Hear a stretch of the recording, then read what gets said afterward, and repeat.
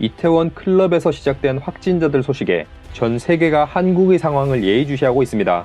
특히 이번에도 마찬가지로 한국의 대응들을 하나하나 소개하며 한국이 또다시 제2의 확산을 막는 방법들을 알렸고, 또 한국의 이번 사례로 인해 예전과 같은 일상으로의 복귀가 얼마나 힘든 것인지 경고하고 있습니다.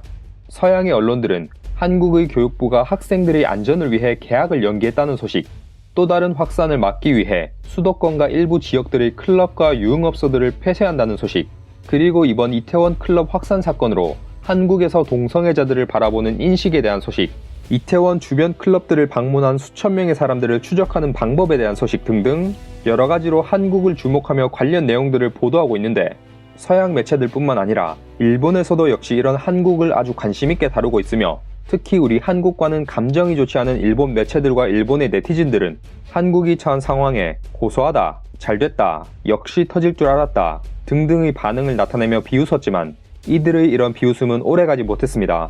일본 언론들은 자발적으로 검진받지 않을 가능성이 높은 클럽 방문자들을 한국 보건당국이 어떻게 추적하여 찾아내는지를 보도했는데, 특히 후지TV 토크쇼인 바이킹은 이런 한국의 이태원 클럽 집단 감염 대응 방법을 자세하게 다뤘습니다.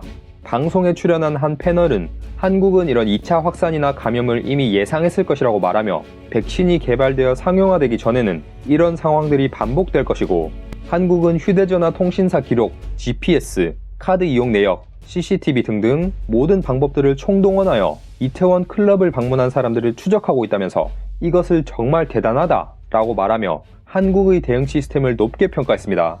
방송에 함께 출연한 전문가 역시 한국의 지침들과 추적 시스템이 신뢰감을 갖게 하는 이유를 분석했는데, 한국은 1차, 2차, 3차 감염까지 모든 것들이 이미 머릿속에 들어있고 어떤 대처를 하면 좋을지 전부 구상이 되어 있다고 말했으며, 한국의 지자체장들이 확실하게 말하고 경고 대응하는 것도 한국 국민들에게 신뢰감을 준다고 밝혔습니다.